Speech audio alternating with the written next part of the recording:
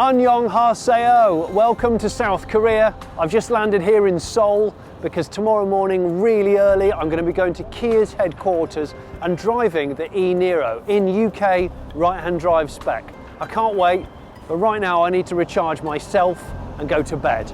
I'll see you in the morning.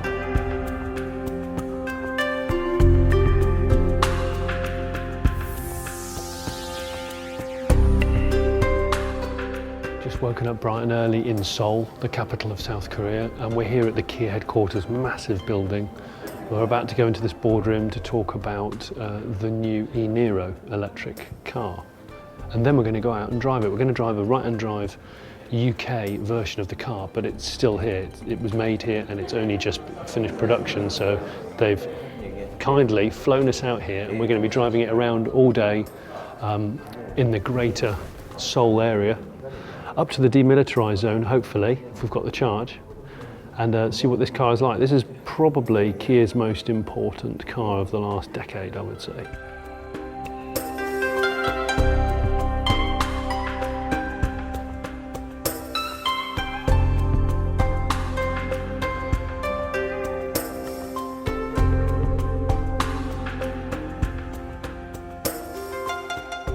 The Niro is a car that came out in 2016.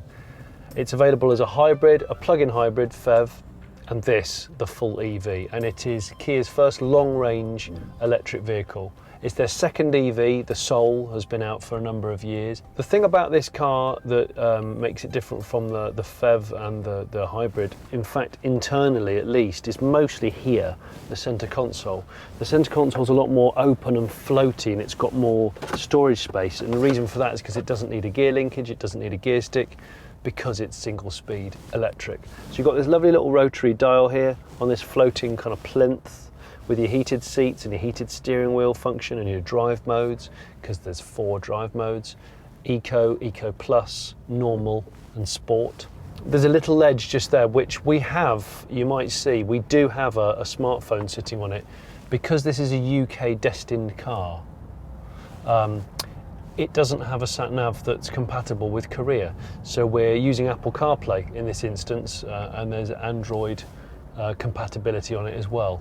One thing to bear in mind is you cannot buy this car in a 39 amp hour spec. You can only buy it in the UK in 64 amp hour. Over here in other countries, yes you can. Oh, there's a Kona. Okay, so we're pulling alongside a Kona. Now really, it comes down to what do you want out of your electric car? Because the Kona top ranking 64 amp hour and this, the Kia e-Niro 64 amp hour, are very, very similar. One does 0 to 62 in 7.6. This does 0 to 62 in 7.5. This does 301 mile range. That does 300 mile range. So it's much of a muchness. I think the Kona looks a little bit more funky. The Kona's a little bit more out there visually. This is much more trad, kind of crossover looking. So it really depends on what paddles your boat. The interior, again, it's quite traditional, apart from this center floating console. It's classy, piano black. You've got lane departure assist, you've got lane keep, you've got autonomous emergency braking with cyclist and pedestrian awareness. You don't have heads up like you can have in the Kona, which is a bit of a shame because I do like a heads up system. But what you do have is you do have a charging status bar on the top of the dash, which is visible from the outside. So it tells you if your car's plugged in and it's charging and whether it's nearly charged or not. Now Seoul does get quite cold at this time of year. It's autumn, you can see all the trees orangey and brown and losing their leaves right now. It does get cold here.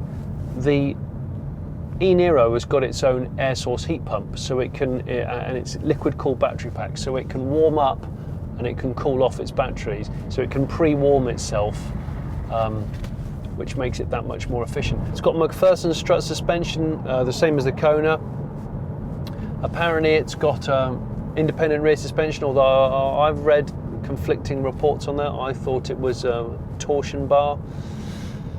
So I'm going to climb underneath it when I have a walk round and actually see with my own eyes whether it's independent or torsion bar. We are at a really exciting tipping point in the world of affordable electric cars right now, with the Kona, with this being 300-mile range cars that cost around 30 grand. And this car will be £32,900 when it comes out in April 2019. I haven't had a chance to fiddle with the regen braking, but we've got paddles here behind the steering wheel, chromed plastic paddles for extra regen. So you can, oh that's it, I've got it there on the little screen. So it looks like a 3-stage, 1, 2, 3, yeah, 3-stage regen. To increase its aggression, you tap it with the left paddle, decrease with the right. It's actually a very quiet car. All the noise I can hear are the trucks right next to me. Now I've checked, and the Kona comes with a normal 3-year warranty, but the high voltage aspect of the car has an 8-year warranty. So the batteries and the motors, 8-year warranty, rest of the car 3 years. Kia, 7-year warranty across the board. A lot of people buy Kias because of that peace of mind. So this is heavier than the Kona. The Kona is 1,685 kilos. This is 1,812 kilos. This can do 0 to 62 in 0.1 of a second quicker, apparently. 7.5 seconds to 62. Same top speed of 104 miles an hour. Same power though, 204 PS, 395 Newton meters, which is like 291 pounds-feet of torque. So the motor is the same. The drivetrain is the same as the Hyundai. I'm really enjoying the e-Niro. I have to say, I think it's an extremely accomplished car.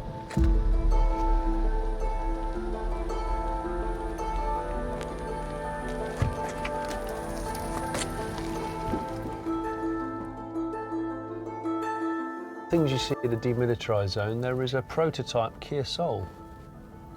Look at that, all in its cladding. That is the next generation of Soul. Blatantly. It is bizarre that you can come to a fairly bleak part like this, a demilitarized zone, where there's a 4-kilometre stretch just behind me, which is the most heavily armed place in the world. And you've got a children's fun fair there. Yeah. Very strange contrast.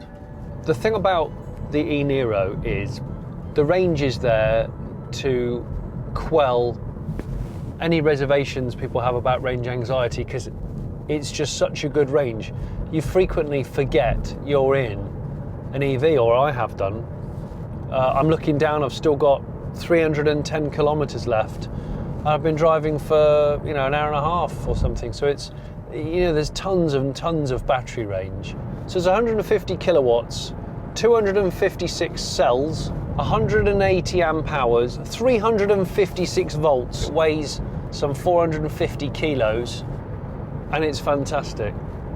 That thing that lives under the floor here is absolutely the key to making this car good. As soon as you've got it in sport mode, the throttle is much, much, much more sensitive. The steering has got a little bit more weight in it. Like all these things, more eco you go, the softer the pedal. It backs off the torque and the top performance of the motor, and it makes the steering a little lighter. And the dial changes to red when you're in sport. Makes you feel like you're being a bit racy and daring. The fact that cars of this price point have now got heated steering wheels is brilliant. It's especially good I think in EVs, because you can set the heated seat and set the heated steering wheel in winter and conserve a little bit of heating power. Or you can do what I've seen on other Kias and Hyundais. You've got driver only fans, cooling or heating. So it just cools or heats this portion of the car, not the rest of the cabin. It does seem to work.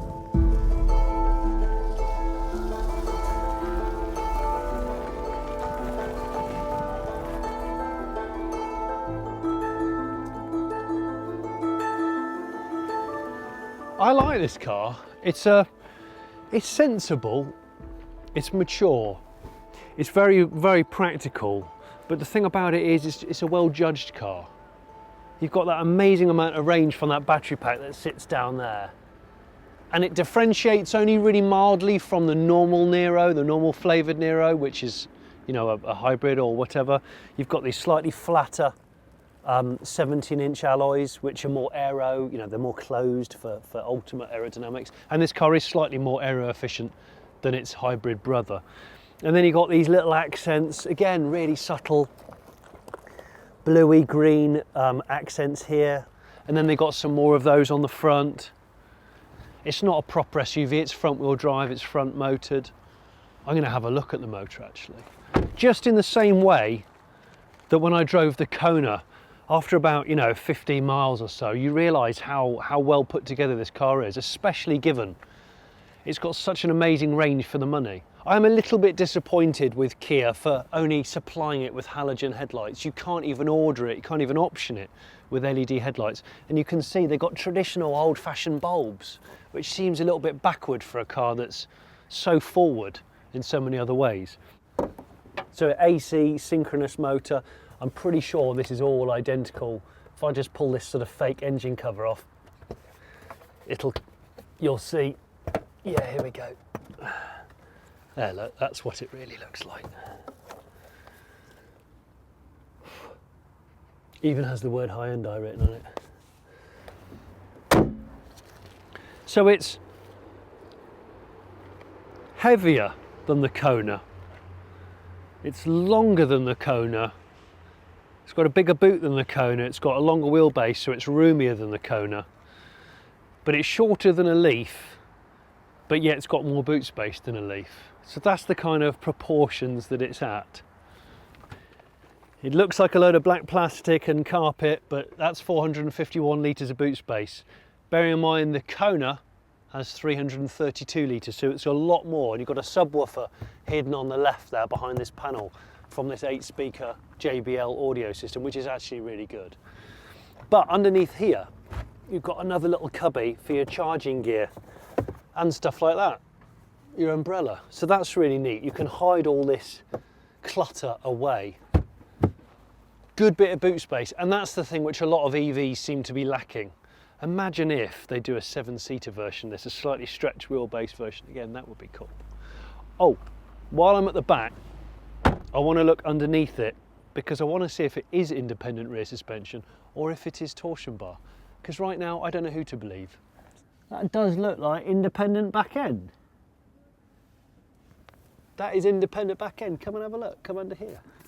While I'm under here, you can see that battery box. Can you see the aluminium completely flat battery box there? That houses all of the cells, nice and low. Flat floor for better aerodynamics. Yes, it is. It is independent suspension, so it's the same as the Kona. Independent McPherson strut front, multi-link independent rear. So that's pretty good. It's a nice place to be, the cabin of the e-Niro. The thing that differentiates this from the normal Niro, the plug-in hybrid and the normal hybrid, is mostly centered around the console here. Electric, the e-Niro has this rotary knob here, which you can change from reverse to neutral to park and all that stuff, which is quite neat, and it sort of floats. And it means that because you don't have a gear shifter and linkage, you've got a much deeper box in which to store stuff. So we've got a nice cubby here, couple of drinks holders and some space. You lift up here, this is nice and deep in here. You've got a USB plugging socket which illuminates. As I said before, we've got Apple CarPlay functioning on this car because what I'm driving is a British spec right-hand drive vehicle. This car will be in Britain in the next fortnight and it doesn't have Korean nav, so we've used the Apple CarPlay from the phone to mirror that. Otherwise you wouldn't need to. The nav and this 8-inch infotainment screen is really, really good. Simple, good to navigate, not too many buttons. You've got a fair amount of buttons on the steering wheel here, and this digital dash binnacle here with the 2 cylindrical readouts. It's all pretty straightforward, to be honest. So there's some good, oh, and forgot to say, this is all rubberized in here. There's another storage component. So you got, it's like a sort of tiered waterfall. You've got big, deep storage here. You've got medium depth, storage here which you can cover up with 2 drinks holders. You've got your floating drive kind of console rotary button, and then you've got this lovely area here. Basically, for a hoarder, it's perfect. Let's have a look in the back. The back. Now, like I said before, this is 100mm longer in wheelbase than the Kona. And that 100mm wheelbase usually is best benefited from people in the back. In the back, we've got a decent amount of leg room. It's obviously 5 seats. You've got the middle belt there, and your pull down armrest. Really generous amount of head space. Like I said, I'm fairly tall. I'm like 6'3". It's not laden with stuff, but there's no, look, there's no center console. There's no transmission tunnel, sorry, which is great for people that sit in the middle. You haven't got that stupid hump because all the batteries are really nice and low. I love seeing stuff like that. Really, what your money is going on this car is a decent, comfortable ride, good connectivity, and just one hell of a drivetrain. I think it's just a stunning drivetrain. In terms of the balance of performance and the range for the money, it's just brilliant. When you look at other vehicles, when you look at other manufacturers trying to get to that sort of magic 300-mile range, so many of them fall short. And we've tested the Kona in the real world, and we've got well over 270 miles consistently. And that was mostly motorway driving and faster driving. So that means that this car is probably going to be the same. When you look at a car this size that delivers 5 comfortable seats, half decent boot for 33,000 quid with 300-mile range electric car and 100 kilowatt rapid charge capability, it's hard not to be impressed, I have to say. So it's got these LED backlights, which I do like actually, because you've got the this sort of surround D-shapes, whatever you want to call it, and I like that.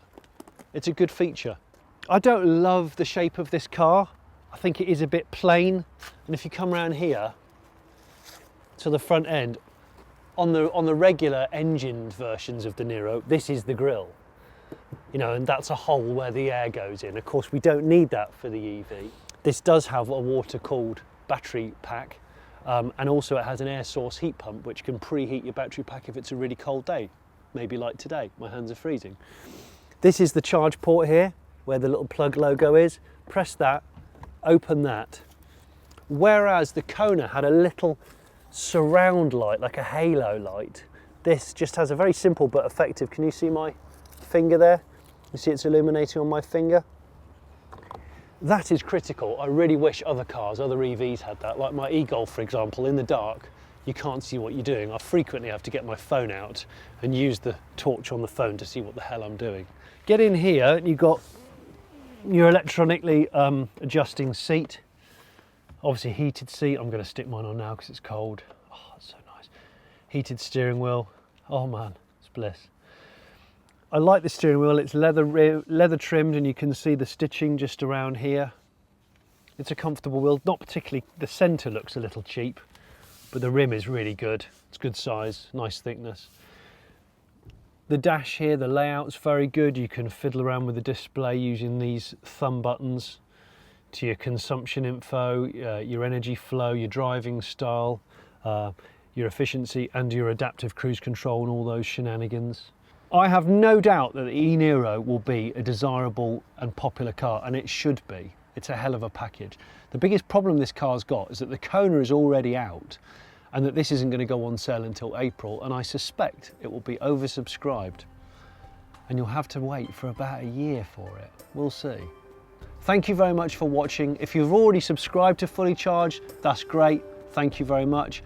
Have a look at the Patreon link, and if you are already a Patreon, thank you so much guys, because we couldn't make these shows without you. Bye bye.